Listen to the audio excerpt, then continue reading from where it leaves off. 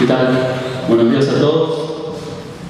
Como Frank me presentó, voy a hablar sobre el editorial Minotauro y sobre Francisco Paco Porrúa, porque lo que siempre suele suceder es que nosotros leemos muchísimos libros, leemos editoriales y no tenemos ni la menor idea de quién es el que está atrás, ¿no? Y por alguna razón nos damos cuenta que sí, a nosotros, los mismos que nos gusta Tolkien, también nos gusta, no sé, Ray Bradbury, y, casualidad, están publicados por la misma editorial. Bueno, no es casualidad, y precisamente lo que yo investigo en la facultad es este tema. Así que en realidad hago que me paguen para estudiar por lo mismo que investigaba cuando estaba acá con los chicos en el ESMIA.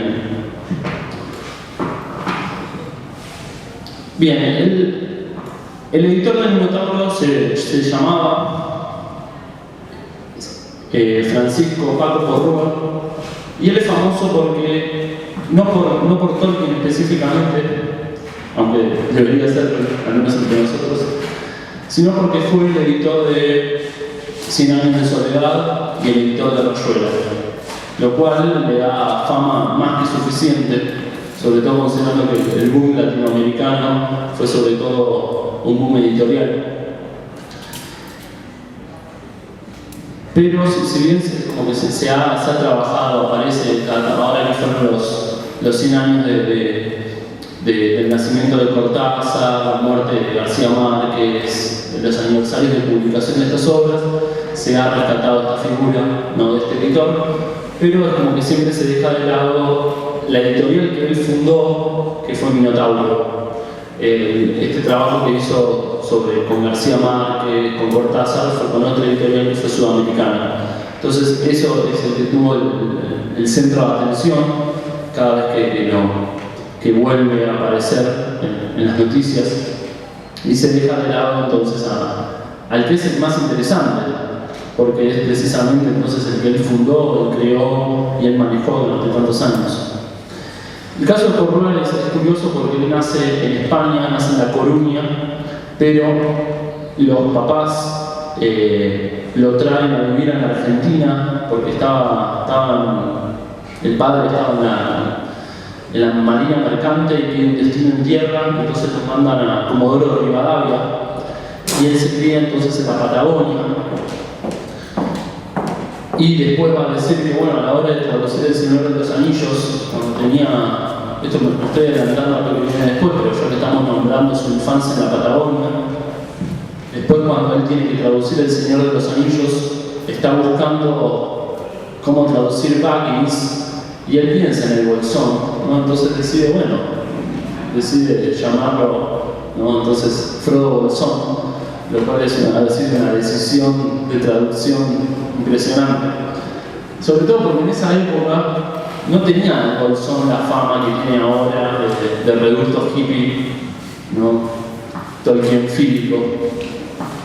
Pero bueno, entonces él se cría en la Patagonia y a los 18 años más o menos se va para Buenos Aires, como tanta gente del interior, a estudiar en filosofía y letras. Y la idea de Minotauro nace con un artículo en la revista de Jean-Paul Sartre, en un artículo que se llamaba ¿Qué es la ciencia ficción? Y se mencionaba un apellido, a un autor norteamericano de apellido Bradbury. Bueno, ¿qué hace el curioso Porrúa? Consigue los libros en inglés de Bradbury, le encantan, y consigue los derechos de 4 libros, 2 de Bradbury, uno de Theodore Sturgeon y otro de Clifford Simak, que van a constituir eventualmente los 4 primeros títulos de la editorial Minotauro. El primer libro que tradujo fue Crónicas Marcianas, que lo publica en 1955 con un prólogo nada menos que de Jorge Luis Borges. Lo vuelvo a poner en circunstancia, él en ese momento tenía 23 años. Él tiene 23 años y simplemente porque descubre que hay un autor que le gusta, ¿no? Y que está inédito, decide traducirlo, decide fundar una editorial para poder editarlo y llama precisamente a Borges en ese momento todavía era en el fin del peronismo, del primer peronismo, todavía no tenía la fama ni en la Argentina que iba a tener después, ya en los 70. Yo tuve la oportunidad de conocerlo a Porrúa. Él vive en Barcelona, ahora tiene 91 años y por suerte me recibió en la casa. Yo insistí en conseguir su número de teléfono y me animé a llamarlo. Cuando me atendió me dijo: sí, viniste. Así que me habían dicho que no recibía a nadie, pero creo que haberle dicho que quería conocerlo después de haber leído tanto tiempo desde chico la editorial Minotauro, creo que fue lo que le hablaba. Entonces, Porrúa, en ese momento cuando le pregunté sobre el prólogo de Borges, me dijo, lo llamé a Borges, lo conocía muy por encima, me dijo que lo había conocido en alguna conferencia en un ciclo que Borges dio en el Instituto de Lengua Inglesa. Entonces, dice, lo llamé a Borges, después nos conocimos más, y le dije que le iba a pedir un prólogo para un libro. Nos juntamos en la confitería La Fragata, en la calle Corrientes, y hablamos un rato. A él le gustó mucho, le llamaron la atención las alabanzas de Christopher Isherwood que había en la contratapa y se lo llevó, pese a que nunca había leído nada de él. A los pocos días me llamó y me dijo que ya tenía el prólogo. Después Borges le confiesa a Porrúa que lo primero que hizo en cuanto hubo entregado el prólogo para el libro de Bradbury fue tomar un taxi e irse a la editorial MC para que creen una colección precisamente de ciencia ficción. Y los de MC le dijeron, no publicamos ese género inferior. Borges después le decía a Porrúa, no publican a Pedro Riguero Obligado, era un poetástico descomunal, y cualquier cuento regular de science fiction era mejor que las poesías de Obligado, pero eso no se tenía en cuenta. Minotauro entonces lo que hace es poner en práctica un criterio bastante amplio en el catálogo, que es de alguna manera un quiebre de la principal influencia que ellos tienen, que son las editoriales y revistas de ciencia ficción y fantástico norteamericanas, porque en Minotauro no existe ninguna división entre lo alto y lo bajo, ¿no? Entre autores no mainstream, autores no de calidad y autores de género, algo que en Estados Unidos sí se produce. Y me contaba Porrúa que dice, yo empecé poniendo una especie de sello de colección en Minotauro que decía ciencia ficción, pero después lo saqué, porque pienso que al final la ciencia ficción como género se ha confundido mucho con la literatura principal. Y por otra parte, las distinciones de género no me gustan mucho, son bastante arbitrarias. Y hay como una jerarquía que es un verdadero disparate, porque se considera, por ejemplo, que los géneros tienen una especie de preeminencia sobre otros. Es decir, lo que ahora todos sabemos.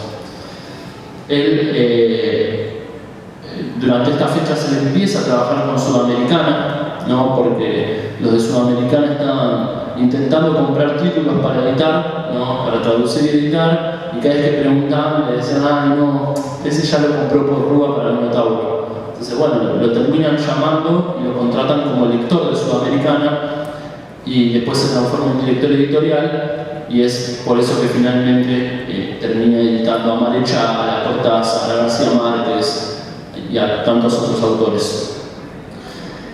De hecho, para terminar las alusiones a Cortázar, él es el que, Porrúa en Minotauro, es el que publica por primera vez Historias de Cronopios y de Famas, que fíjense que es un texto de Cortázar que también es fantástico, pero es un fantástico muy diferente al fantástico de Bestiario.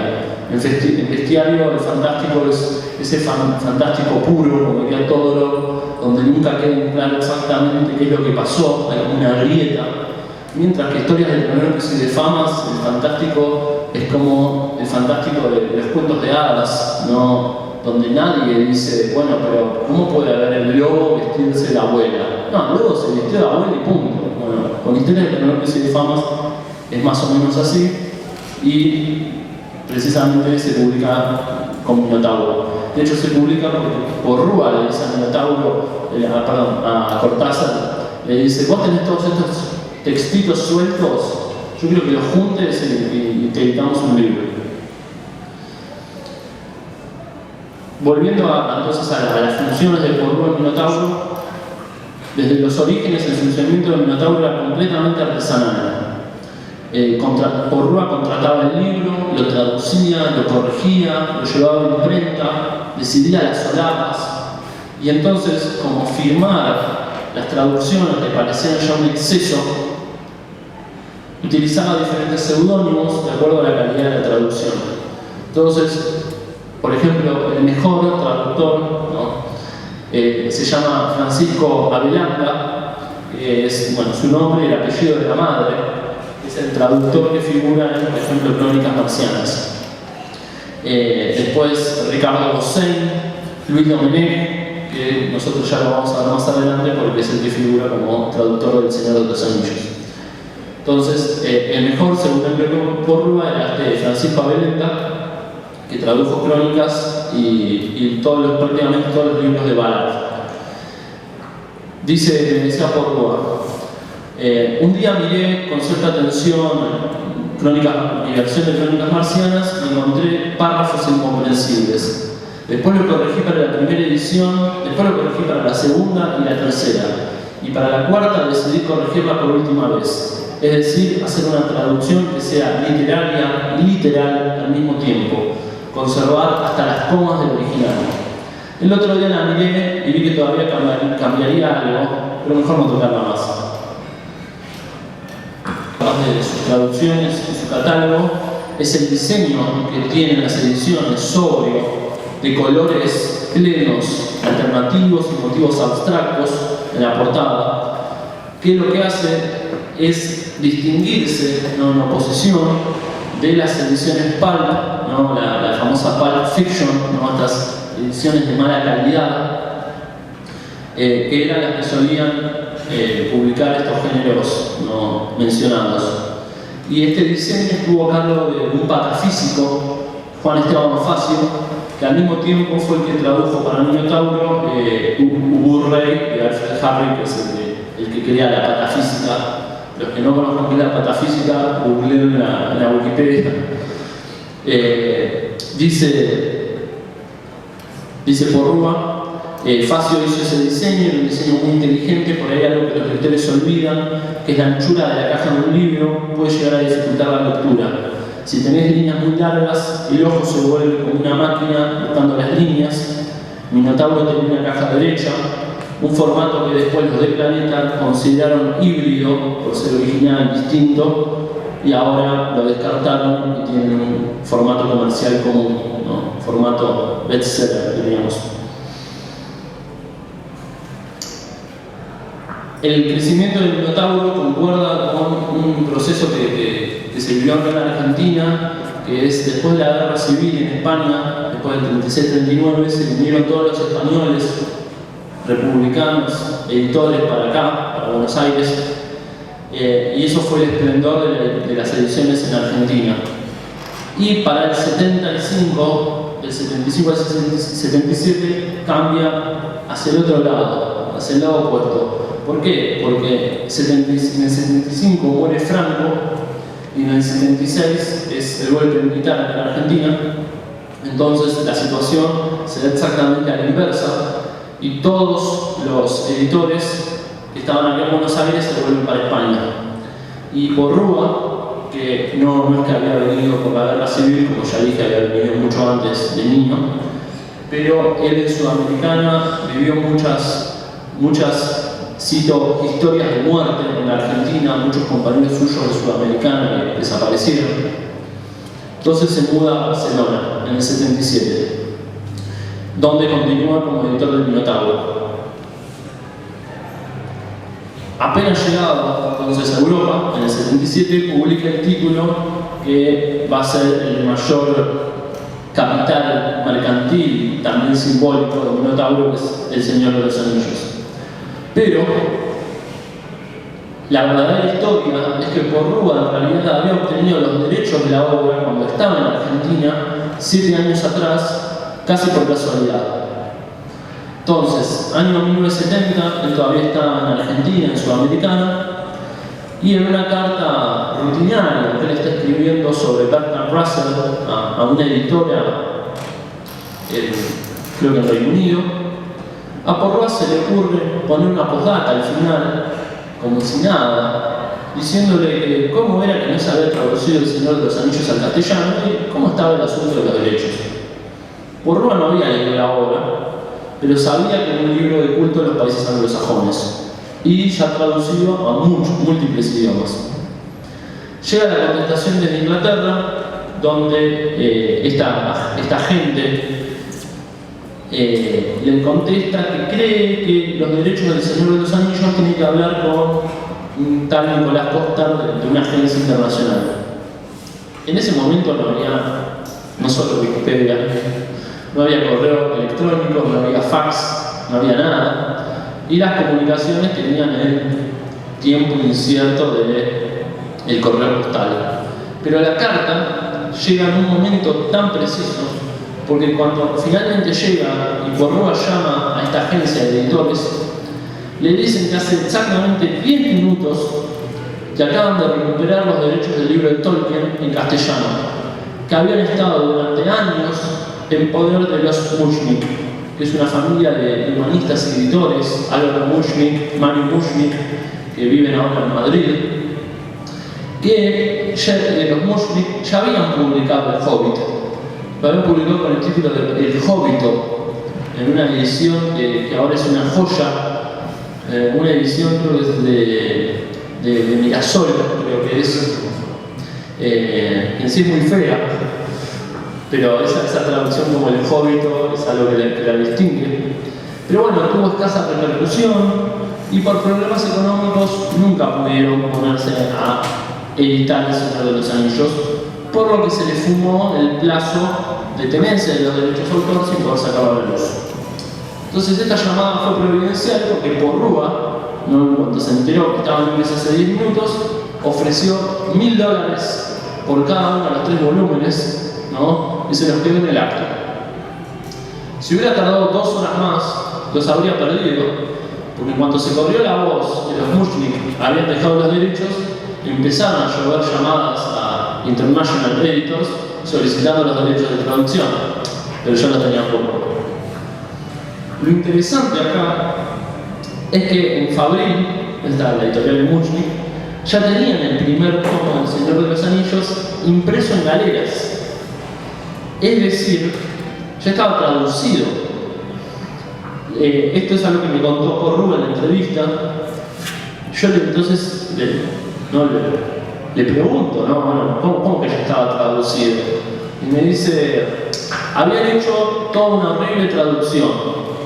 Tuvo problemas financieros la editorial, entonces empezaron a vender las obras. No vale la pena leerla.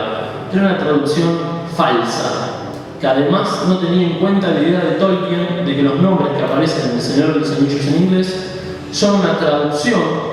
Entonces no hay que traducirlos en inglés, sino del sentido original del que se supone que luego fue escrito en inglés. Él escribe del libro rojo, que significa, los nombres significan algo, pero son una traducción inventada. Me escribió Tolkien varias veces por ese asunto, cartas muy escuetas, sin ninguna importancia. Yo le pregunté, ¿no? sobre las cartas, ¿no? Me dijo, no, sí, son las cartas. Sí estaba contento por unas cartas que se había intercambiado con Sturgeon y con Ballard. Esas sí las tenía. Esas cartas eran más largas. En las cartas con Tolkien era precisamente como se puede ver en cartas de Tolkien, que ahí no están las cartas que le manda Porrúa, pero sí a otros traductores, editores, donde Tolkien insiste con esto de traducir los nombres a la lengua vernácula, a la lengua a la que se está traduciendo. Y de ahí lo que les comentaba antes, ¿no? De que no se llame Frodo Baggins, ¿no? Sino encontrar una alternativa que suene bien a los oídos castellanos. Por eso, Porrúa habla de la otra editorial como una traducción falsa, porque al fin y al cabo Porrúa es un Tolkien y bueno. Entonces, para esta traducción, Porrúa usa el seudónimo, la nueva traducción que él hace, usa el seudónimo de Luis Domenech, lo que él llamaba el traductor catalán, que era otro apellido de su familia, específicamente de una abuela catalana, mientras que para el segundo y tercer tomo del Señor de los Anillos fue cotraducido con Matilde Horner, que también tradujo muchísimos otros libros de Minotauro, muchos de Ursula Le Guin. Y el otro día dio la casualidad que estaba hablando con los dueños del capítulo 2, una de las mejores, quizás la mejor librería acá en La Plata, que está sobre 6 en Frente Económicas, y una de las dueñas se llama Perla, y resulta que es la hermana de Matilde Horner, por más que Matilde Horner vivió todo esto, vivió en Barcelona, así que son esas circunstancias, ¿no?, bastante fantásticas. Porrúa dice, volviendo a lo que les decía sobre la traducción, el primer tomo me llevó unos 3 meses, utilicé lugares geográficos reales, por ejemplo el apellido de Frodo en inglés era Baggins, cuya traducción más acertada podría haber sido saco o bolso, pero recordé una zona en el sur de la Argentina del Bolsón y construí el nombre, Frodo Bolsón. No tenía más entusiasmo que saber que publicaría un clásico de la literatura fantástica contemporánea, aunque no tuviera casi relación con los autores que publicaban Minotauro, casi todos anti-tolkienianos. Acá Porrúa se está refiriendo a Ballard, a Angela Carter o a Michael Moorcock, que era gente que odiaba a Tolkien. Y a mí me llama mucho la atención estas declaraciones de Porrúa, porque precisamente para nosotros es exactamente lo contrario.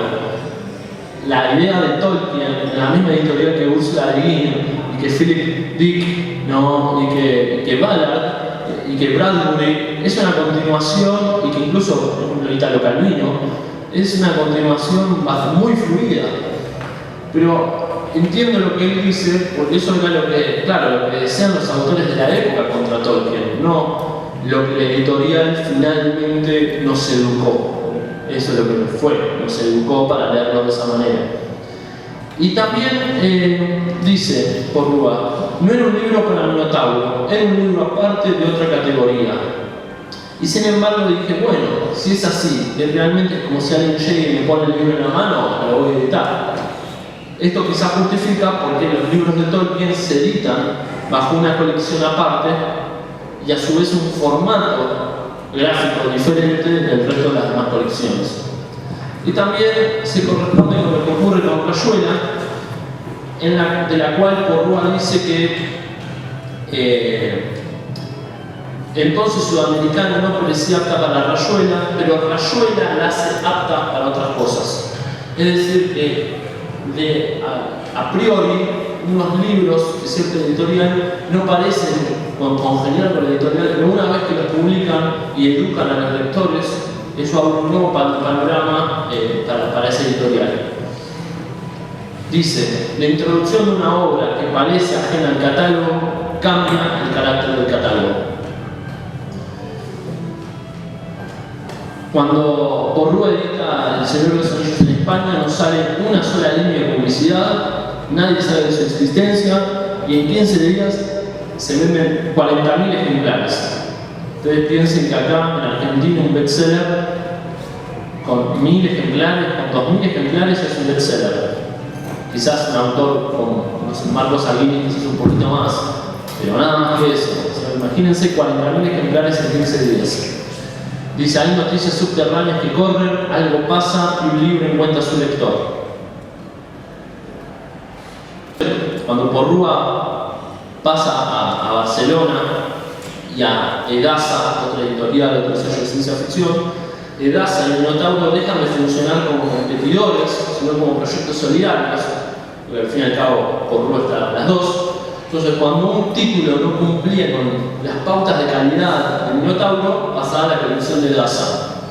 Entonces, esto permite la renovación del catálogo de Nebulare o la presentación de autores nuevos como George Martin, hoy mundialmente famoso, o James Tiptree Jr., y la incorporación de una muy alta cantidad de obras escritas por mujeres. Y lo mismo, un nexo entre Sudamericana y Daza, que Sudamericana hace una producción de ciencia ficción que creo que es Galaxy, que básicamente es una copia nebulada de la serie, evidentemente una triangulación. Bueno, y acá ya llegando al final de esta charla, ya llegamos entonces al final de la historia de Porrúa con Minotauro y su venta, porque ahora pertenece a Planeta. Dice Porrúa: lo cierto es que cuando quise vender la editorial, el único interés para cualquier comprador era Tolkien. Todo lo demás, desde el punto de vista comercial, no interesaba. Según la información suministrada por el diario El País, la trilogía solo había vendido en el 2001 1 millón de copias.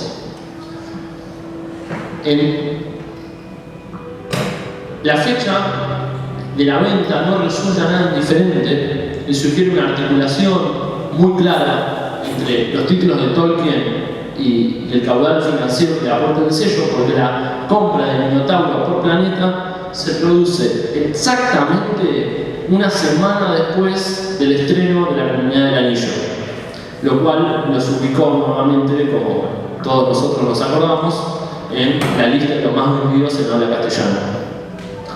Dice Porrúa: cuando vendía Planeta tenía 80 años ya, es decir, que estaba un poco cansado, y me daba cuenta que no podía vigilar como hasta entonces las traducciones, y eso me fastidiaba mucho.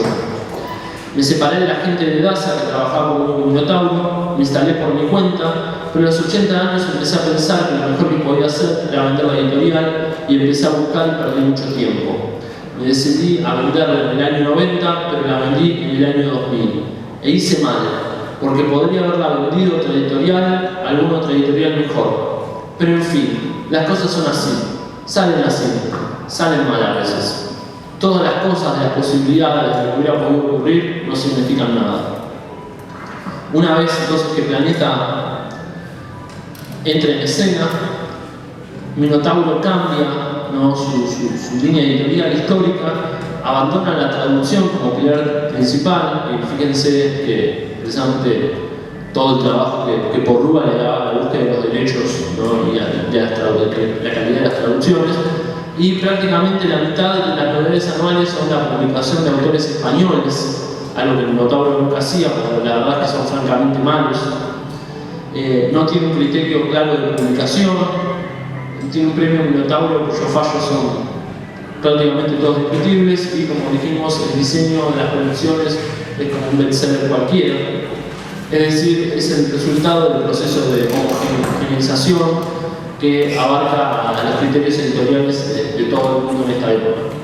Entonces, finalmente, se puede decir que Planeta le compra el catálogo, pero no pudo comprarle, o peor, no le interesó comprar el punto de vista. Gracias.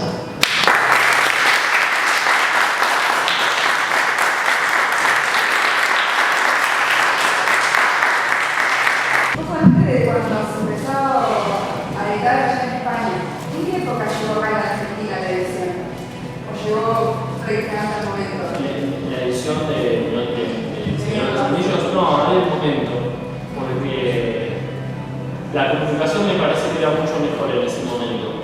Además, él se debe ir a España sabiendo que en Argentina seguían estando sus subsidiarios. Igual eso no se lo pregunté, pero eso es como una conclusión a partir de los datos de las ventas, ¿no?, y de esas cosas que se deduce que tiene que haber sido prácticamente al momento. Igual a veces sería una buena pregunta para hacerlo, ¿no?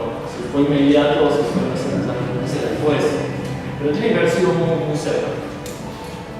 Después, fíjense que durante los 90, no digo 90 porque en el momento que todavía no estaba Planeta, todavía era Porrúa, y cuando nosotros teníamos el 1 a 1, comprar libros era muy fácil. Fíjense con la fluidez con la que llegaban los libros, y libros de excelente calidad, de tapa dura.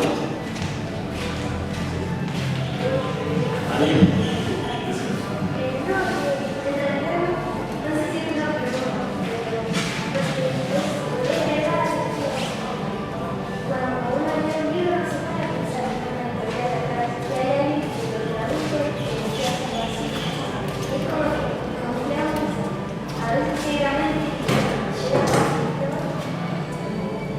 Sí.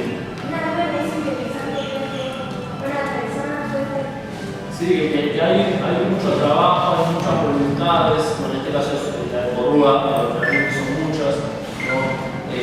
Trabajando para que eso suceda de esa manera. Y de hecho, tal vez si lo pensamos, no era como el eje de este trabajo, pero a partir de tu comunitario sí, que en realidad nosotros le valemos la publicación a grandes editores. Primero porque le deciden publicar el Hobbit, ¿no? Después que se lo deciden publicar porque le piden al hijo de Anduin, Stanley Anduin, a Ryan, que en ese momento tenía 10 años, le piden, el pibe dice, sí, publíquenselo, sin duda. Ese mismo editor, 20 años después, o no sé si 30 años después casi, cuando es la publicación del Señor de los Anillos, él es el editor principal. Y estamos hablando de Inglaterra de posguerra, ya 10 años prácticamente, algo pasado del fin de la guerra, pero para Inglaterra eran años durísimos. Y aún así confían en la publicación de un libro que es así, y deciden dividirlo en 3 partes, que primero Tolkien no quería, pero finalmente lo convencen, y bueno, no se puede decir que esa operación no ha salido bien, porque después quizás vendía en Inglaterra o Estados Unidos, pero después ese tomo grandote quizás no sé, países periféricos como el nuestro o quizás no podían hacer eso. Así que realmente, y de hecho hasta podría decir que la publicación en 3 tomos ayudó mucho porque había espera de cuándo salía el siguiente libro. Eso casi diría que ayudaría. Y después, para seguir con los editores, también el Silmarillion. Christopher Tolkien, ¿no? Con la historia de la Tierra Media, hizo un trabajo de edición fabuloso y no, es como que casi hay un lugar común en pelear para Christopher, no porque era un seguir robando. Pero la verdad es que nosotros le debemos muchísimo a Christopher, porque uno puede ver las ediciones que se hacen sobre autores ya muertos y siempre son más o menos, algunos son realmente robos descarados, otros son muy académicos, o sea, ya son muy, o sea, digamos que sería todo como historia de la Tierra Media, pero no de los Silmarillion. Y acá no, acá realmente dedicó su vida a hacer unas ediciones, ¿no? Que se sigan editando, que sigan circulando realmente con mucho trabajo. Así que en el caso de Tolkien me parece que le debemos bastante a los editores. Me quedan 2 preguntas. ¿Sabes por qué? Vos decís cómo traducir como el de Fornia y digamos, si por qué le a ella y digamos, si bueno, la tenía mal, trabajaba como una enseñanza igual de cómo era esa forma de traducir, eso te contó. Bueno, eso en realidad como Matilde Horner ya había hecho muchas traducciones en Minotauro, entonces evidentemente ya la conocía. Y hay una parte que yo no incluí porque era medio malvada, pero bueno, ya que estamos, vamos a decir, Matilde Horner ya falleció. Y además es un método de trabajo. Ella traducía muy lento. Ella traducía también para Sudamericana, entonces él también la conocía evidentemente. Y un día me encuentra por Porrúa que descubren por qué tardaba tanto en traducir. Era que Matilde Horner hacía esto. Leía el texto en voz alta, ¿no? Lo traducía, daba vuelta a la mesa, hablaba con el otro personaje, lo traducía, daba la vuelta y así, con cada personaje. Entonces, con razón tardaba tanto. Entonces, un día le encerraron, ¿no? En realidad, se enteraron que hacía eso porque tardaba tanto que un día le dijeron, bueno, no, la tenemos que encerrar, no, esto, para que salga la traducción. Y ¿por qué trabaja con ellos en el Señor de los Anillos? Gracias. Ahora si contás esto peor. No me dejes. Sí, pero evidentemente hay algo ahí que. La mayor parte de la traducción del segundo y tercer libro la hace Matilde, ¿no? Y precisamente lo que hace Porrúa es ir leyendo muy concienzudamente, ¿no? Más que leer, haciendo sugerencias, cambios, ¿no? Sobre todo porque después Matilde Horner dijo que a ella la verdad que Tolkien no le interesaba mucho. Y eso es algo muy curioso y muy interesante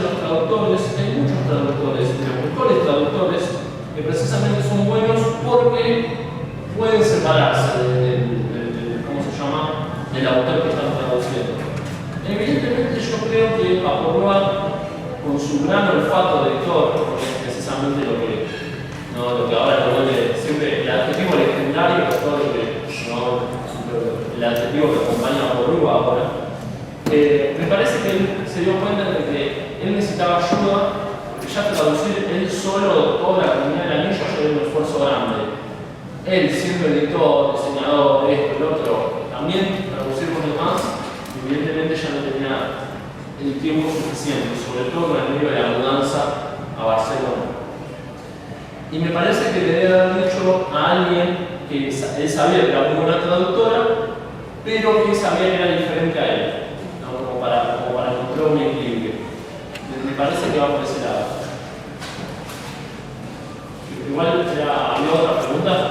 No era por qué ella tomó la decisión y además por qué, siendo tan importante la instancia de traducción, había decidido compartirlo con otro.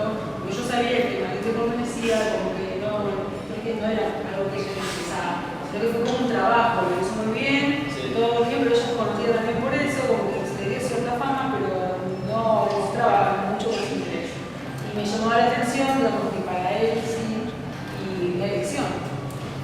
Sí, no, eso me parece que lo puede ver mirando el catálogo de Minotauro y bueno, habría que ver el catálogo de Sudamericana a partir de esta confesión. Porque uno puede ver grandes libros, yo me acuerdo de Úrsula Le Guin traducido por ella. Claro. Y hay algunos que tienen que ser antes del Señor de los Anillos, o más o menos por la misma época. ¿Vos no te imaginas que las traducciones como que no hayan tenido tantísimo interés, que puede tener pensás como digamos que es una gran traducción y que le dedicó tanto, pero para mí como que sin duda que ya sería una muy buena traductora por poderse despegar y por la cooperación de una persona que pone con el mismo punto nos queda un poco. Sí, igual ya que estamos hablando del tema de la traducción,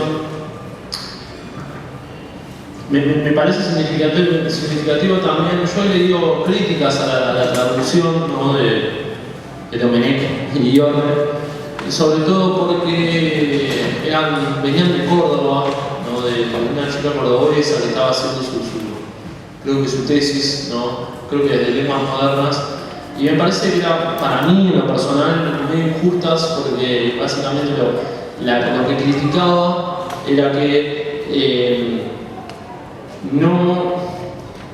en la traducción no habían quedado lo que serían los estratos, ¿no? las formas diferentes de hablar, ¿no? que tenía un Rohirrim, por ejemplo, y para mí, en español, que no tenemos eso. Si hubieran puesto lo que nunca dice esta chica, pero la verdad no me acuerdo el nombre, lo que no dice es cómo entonces, cómo lo hubiera traducido ella de alguna manera. Ella señala los errores en el concepto, pero en la práctica hacerlo hablar con un castellano medieval, no sé, a Elrond, a mí me parece que ya el tono que tiene es el tono justo, porque es un tono que no es moderno, ¿no? y al mismo tiempo no tiene esto de arcaico, ¿no? pensemos en la lección léxica que tiene la traducción. Y me parece que tiene tantas virtudes que una traducción nunca es un reflejo 100% igual a lo que está traduciendo, siempre va a haber algo que se distinga. A mi entender, y por ejemplo, nunca le escuché nombrar a esta chica que Porrúa se tomó el trabajo de volver a traducir la Comunidad del Anillo, encima es el más grande, es el más largo, si no recuerdo. Me parecen un poco injustas esas críticas, ¿no? Como diciendo que eran como, la traducción de Tolkien es una traducción infiel, que no le hace justicia. Justo me parece que en realidad casi que es al revés. Estaría bueno sí señalar, bueno, esto es lo que falta, pero bueno, desde que ninguna traducción puede ser ideal. Bueno, una pregunta más. Bueno, cerramos. Muchas gracias por haber